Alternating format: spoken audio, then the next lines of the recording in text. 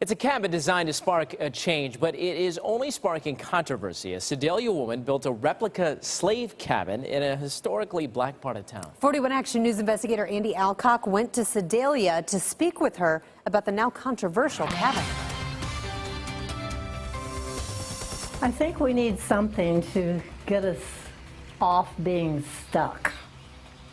I think we're stuck. Psychologist Dr. Marge Harlan describes Sedalia as a long-time segregated community where blacks and whites don't talk to each other. Her solution?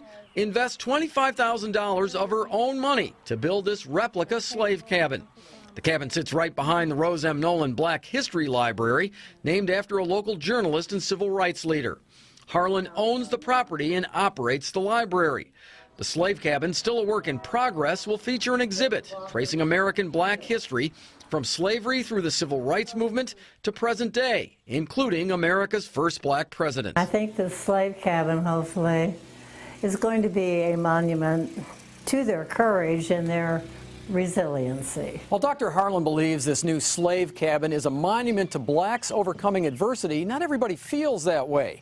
Among the critics of the cabin is the president of the local chapter of the NAACP. I think if Marge wanted to put up an exhibit about slavery, it would have been better off inside the museum rather than being out public and in your face. Dr. Rhonda Chelfant, the longtime local NAACP president, says reaction from her members and Sedalia's black community in general is overwhelmingly negative.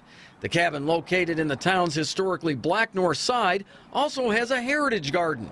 Included are cotton, peanuts, tobacco, and sugarcane, all crops slaves harvested. I think the symbolism of some of those plants carries a negative with it. Well, I thought it would be interesting if folks knew how cotton grew and tobacco grew and sugarcane grew and peanuts and sweet potatoes. This is like a blatant eyesore to me and the rest of the community over here. Neighbor Sean Sims says the cabin reinforces his belief that Sedalia is a racist town. You could have, had like a community meeting or, asked what we thought. Did you talk to people first before you decided to do it? Right? Who did you talk to? Oh, just folks that went by. Harlan says she had no idea the cabin would be upsetting until a group of young black men driving by in a car told her they were going to burn it down. She says a sign identifying the building as a slave cabin was also stolen.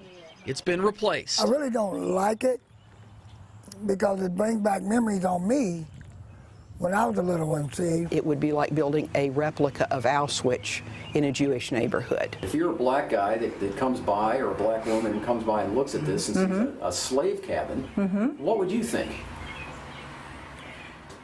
I'd think, well, there's my history. I'm investigator Andy Alcock, 41 Action News. And Harlan also has gotten some negative feedback. She admits that. She's also a member of the NAACP and is moving forward with her exhibits for the newly built slave cabin. There will be a panel discussion on the cabin Saturday, June 25th.